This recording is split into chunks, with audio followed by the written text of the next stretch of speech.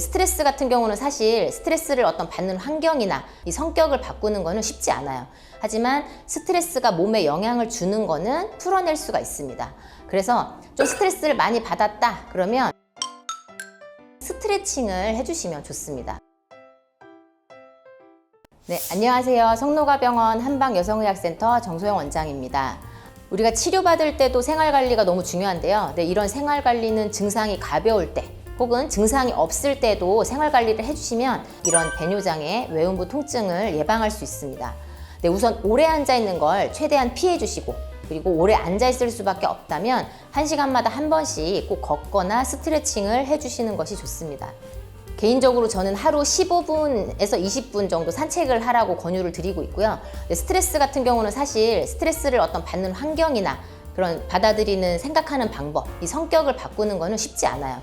하지만 스트레스가 몸에 영향을 주는 거는 풀어낼 수가 있습니다.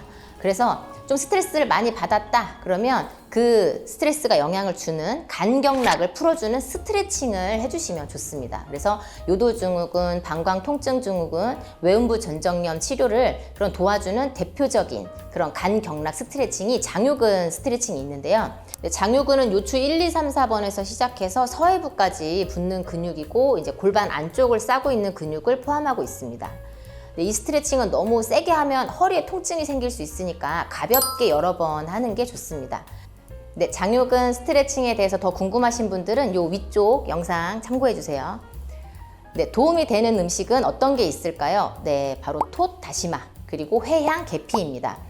네, 톳과 다시마는 우리가 해조곰포라는 한약명을 가지고 있는데요. 우리가 연견산결한다 라고 해가지고 뭉친 거를 풀어주는 효능이 있기 때문에 산기, 산증과 그리고 고환이 붓고 아픈 거를 치료하고, 그리고 회향하고 계피는 신장방광을 튼튼하고 따뜻하게 합니다. 여러분, 계피는 많이 들어보셔서 이제 수정과에도 들어가고 이렇게 잘 아시는 그런 약재인데요. 회향은 좀 생소하실 수 있을 것 같아요. 근데 펜넬티라고 해서 찾아보시면 우리가 시중에 판매하는 회향차들이 있습니다. 자, 생활관리 여러 가지 소개해 드렸는데요. 네, 이미 만성적인 외음부 통증을 가지고 계시다면 생활관리만으로는 낫기가 어렵습니다.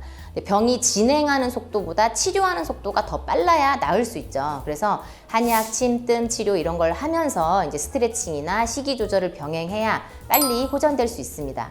하지만 아직 통증이 가끔 생기는 정도라면 우리가 생활관리만으로도 충분히 도움받고 예방할 수 있으실 거예요. 네, 소변에서 그 변이라는 글씨가 원래는 편안할 편으로도 읽습니다. 우리가 작은 편안함, 우리가 큰 편안함을 주는 우리가 소변, 대변인 건데요. 차마 누구에게도 말하지 못하고 생식기 통증과 배뇨장애로 고생하셨던 분들, 네, 오늘 알려드린 정보로 편안함을 되찾으실 수 있기를 바랍니다. 네, 몸도 편안, 마음도 편안. 네, 오늘 내용 도움 되셨다면 구독과 좋아요 눌러주시고요. 네, 저는 한의학 박사 정소영이었습니다.